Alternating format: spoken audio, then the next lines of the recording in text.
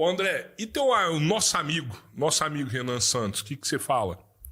Ele tá falando aí que vai pro segundo turno aí no Brasil, velho. Eu não duvidaria nada, não duvidaria se ele... Porque é o seguinte, o cara que entra em qualquer campanha sem a obrigação de ganhar a eleição é a melhor coisa que existe. Vários políticos ao longo da história que já disseram que uma das piores coisas que existe é você entrar com a arma na sua cabeça para você ganhar. Se você não ganhar, é questão de alinhamento de expectativas mesmo. Só que se você entrar podendo marcar a posição, podendo vocalizar o que você realmente acredita sem ter rabo preso, eu acho que isso é o cenário ideal para qualquer candidato. E ele fez crédito onde o crédito é devido. Ele fez trabalho ali focado, decidido e seria eu acho que qualquer adversário dele estaria incorrendo numa ingenuidade em subestimar o que ele pode trazer para a eleição. Porque eu acho que que ele é um hábil comunicador, ninguém tira dele. Que ele está disposto a meter a mão em determinados vesperos que pouco político está. Isso também já credencia ele a poder pautar certos debates. Claro que agora, pela missão ser algo muito recente, eu não sei como está a articulação dele para se viabilizar num debate que eu acho que seria primordial para o sucesso da candidatura dele poder performar o suficiente nas pesquisas para as emissoras, que as emissoras não são legalmente obrigadas a convidá-lo para nenhum debate. Me corrija se eu estiver errado, mas eu acho que é isso, irmão. Porque como o Missão é um partido recente, só os partidos que passaram a cláusula de barreira na última eleição geral, em 4 anos atrás, que têm direito legalmente garantido de participar em debate. Mas se ele conseguir, porque foi o caso, por exemplo, do Marçal, na disputa pela Prefeitura de São Paulo. Ele também, pelo PRTB, não tinha obrigação, mas o pool de emissoras, percebendo a boa performance dele em pesquisa, chamou ele. Mesma coisa com a Marina Helena. O Partido Novo não passou em 2022. Então, a depender da performance dela em determinadas pesquisas, vamos chamar ela. Ela foi para alguns debates, o Marçal foi para outros, foi para mais debates, apesar de não ter tido essa obrigação. Eu acho que ele está numa posição que ele pode surpreender muito, cara. É que do nada eles estão falando que já tem 6%, né, cara? E 6% é muito, né? 6% em um determinado cenário onde exclui outros personagens, né? Tá. Mas como também o rol de candidatos não está definido, ele tem mais que se apegar no cenário onde ele está performando melhor, porque é um cenário, querendo ou não, plausível, senão não estaria sendo testado. Claro. Mas a forma com a qual ele está vocalizando o sentimento e você vê essa bateção de cabeça para muitos, uma continuação do projeto personalista dos Bolsonaro em uma ponta, tem muita gente que possa estar... Porque eu acho que isso é um sentimento, ouso dizer, majoritário no povo brasileiro, em todas as frentes, que é uma mistura de medo e cansaço, né? E não sei se talvez ali no escurinho da urna, ou pelo menos você podendo votar em quem... tudo, de novo, o Renan pode acabar encarnando aquele tudo que é proibido é mais gostoso, né? Ou pelo menos ele ser o cara que é o rebelde da vez, que ele é o cara que está falando as verdades indigestas, que a pessoa pode reprimir, que vai se identificar nas pesquisas, mas na hora do vamos ver, vota para tentar servir de um dedo do meio para tudo que está aí, entendeu? Mas pelo que o MBL fez nos últimos anos no Brasil, você acredita que ele está preparado? Já teve alguns parlamentares, o Kim, a Amanda, Guto, o Binho, o Arthur. Né? Eles têm várias experiências ali com parlamentares. Né? Você acredita que o Renan está preparado? Se ele ganha uma eleição dessa, ele seria um bom presidente? Seria uma experiência interessante para acompanhar, sem dúvida alguma. Agora, ainda mais quando você se propõe a fazer tantas coisas que são dignas são divisores de água, né? Revolucionárias, né? Enfrentamento vai ser forte. Eles falaram no último congresso, a gente vai fazer uma revolução. Não se a gente armada, né? Chegou a ver esse último assim, congresso deles? deles? Eu lembro que Chegou a ver esse último congresso deles? Acompanhei os principais cortes. Eu te pergunto porque eu fui num congresso do MBL em 2019. Sim. E você estava apresentando o Congresso. Isso. Você estava lá no palco ali. Não, e foi no início, foi até antes do governo Bolsonaro ser empossado. Sim, sim, logo depois. Isso. Quando eles usaram esse Paulo Guedes Congresso... estava presente também. Eles usaram esse Congresso para falar... O Paulo Guedes ou... Ah, não, tá, o Paulo Guedes. Paulo Guedes. Eles usaram esse Congresso para falar que eles estavam se afastando do bolsonarismo, né? Nós não apoiamos mais o governo Bolsonaro. Estamos aqui falando publicamente. Eu acho... Não, acho que não. Acho que eles ainda... Eles mantinham algum distanciamento crítico. Tinham, como várias pessoas, apoiado formalmente no segundo turno, ao contrário que muita gente acusa que os deputados eleitos naquela legislatura, mamãe falei para estadual, Kim para federal, que eles teriam sido eleitos apoiando o Bolsonaro, mas no primeiro turno não fizeram, mas no segundo fizeram ali um apoio formal. Então isso tem uma diferença.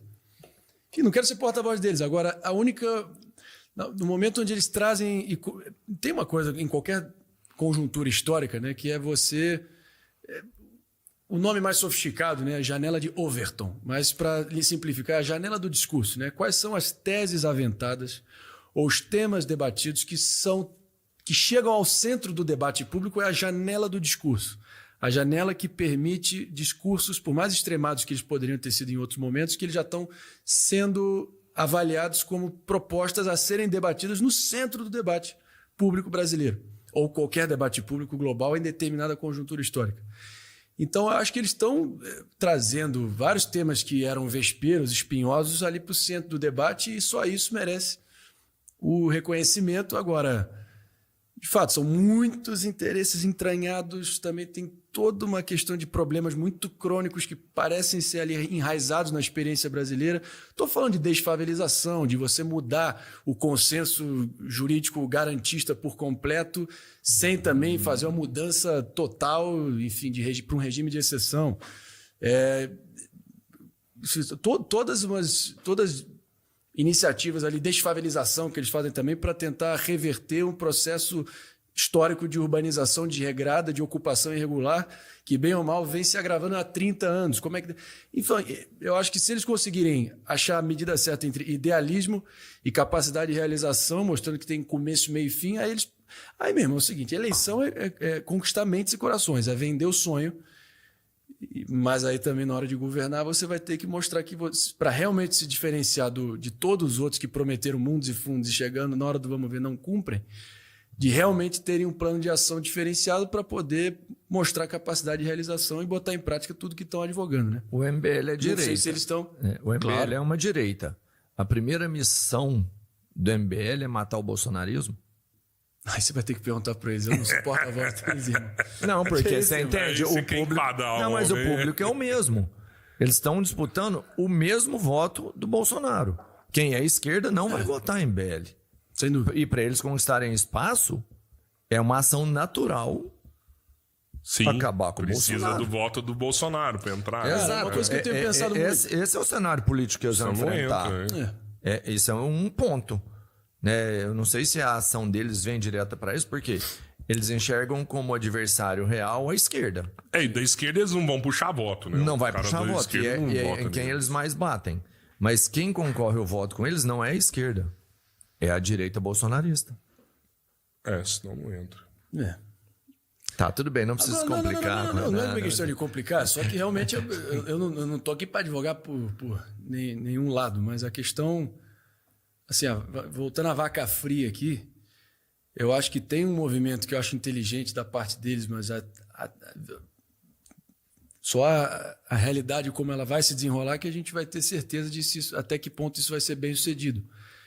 De alguma forma, tentar ir para a direita do bolsonarismo atual, porque o bolsonarismo atual tem um retrospecto de 4 anos de governo, todas as concessões, todas as decepções, todas as eventuais os desembarques do espírito vencedor de 2018, das propostas que elegeram eles em 2018, ou seja, ter um discurso muito mais ali firme no combate, enfim, sem tréguas, sem rendição, com começo e meio e fim, contra a bandidagem e também uma agenda de corrupção intransigente. Coisas essas que talvez o MBL, com razão, pode acusar que o governo Bolsonaro foi leniente ou não cumpriu o que prometia.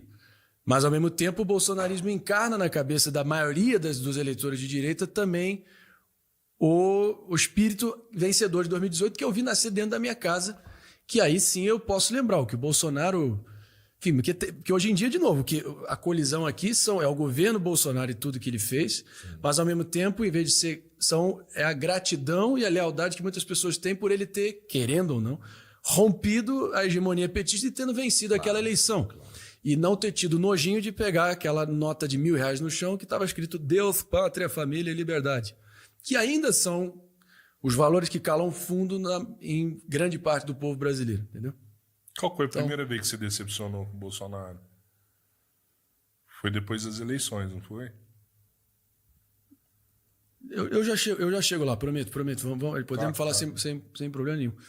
Mas a questão só é que, enfim, tem aí pode ser que tenha um eleitor aí que esteja desiludido com, enfim, o bolsonarismo, nessas brigas aí muito mais focado em pessoas do que propostas, e pode ser que queira ver realmente uma mudança de paradigma e pode ser que o Missão e Satélites possam oferecer. Mas, enfim, está tudo em aberto, muito precoce para saber. Agora, a nível de decepção, cara, assim, eu acho que hoje, longe do...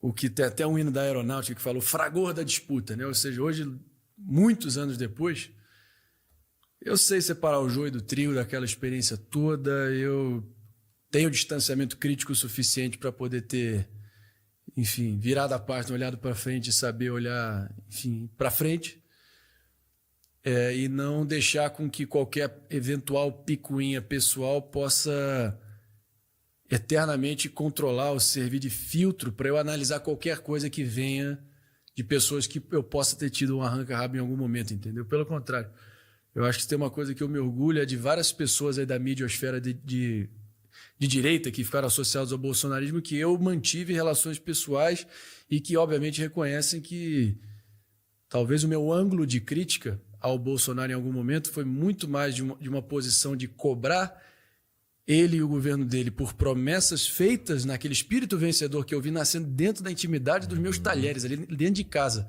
em 2018, do que propriamente uma oposição histérica dizendo genocida, ou chamar todo mundo de gado, ou também partir para a crítica fácil, extremada e que dava para ver que não tinha propósito, né? Era de tentar fazer com que o espírito vencedor, que aí tirou o PT do poder em 2018, que eu vi aquilo tudo ser conceituado, encarnado, vocalizado para aqueles 57 milhões de brasileiros, de alguma forma não ver que aquele espírito que aí sim conquistou mentes e corações, de mudar o Brasil de verdade, por mais que isso seja um sentimento difuso, o Bolsonaro era impressionante como o Bolsonaro conseguiu em 2018 vocalizar.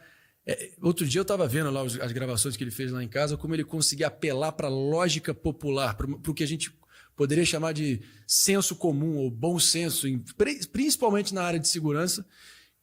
Se ele conseguiu, enfim, colocar em prática ou não, aí que talvez entrou o meu momento de colisão. Mas, cara, naturalmente foi a forma com a qual o Gustavo Bebiano, que foi chefe da campanha dele, ministro da Secretaria-Geral da Presidência, era amigo do meu pai há mó tempão, enfim, eu carreguei o caixão desse cara para o chão e eu vi que ele foi demitido com requintes de crueldade, né?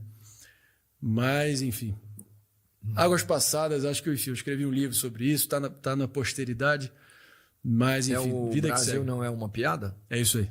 Esse livro é bom, hein? Você chegou a dar uma folhada, leu algum trecho? Cara, tudo que você tem é qualidade máxima. Pô, vamos colocar o link do livro na descrição desse vídeo, né, Albertinho? Quem quiser adquirir... Eu boto até na contracapa, né? Porque primeiro que eu tomei um cuidado imenso para não parecer que eu estava escrevendo...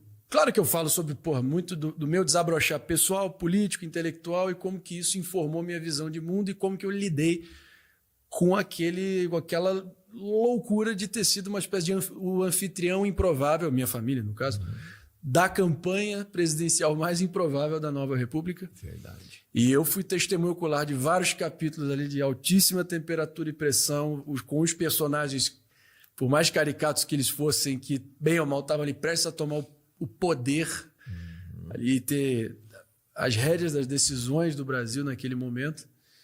E eu interagindo com eles como, então eu tomei um baita de um cuidado para não parecer que eu estava ali, primeiro enfim, dando um peso maior a mim mesmo, ou também arrotando uma superioridade, ou pelo menos tentando fazer uma versão bonitinha dos fatos para eu sair bem na foto e fazer uma média comigo mesmo.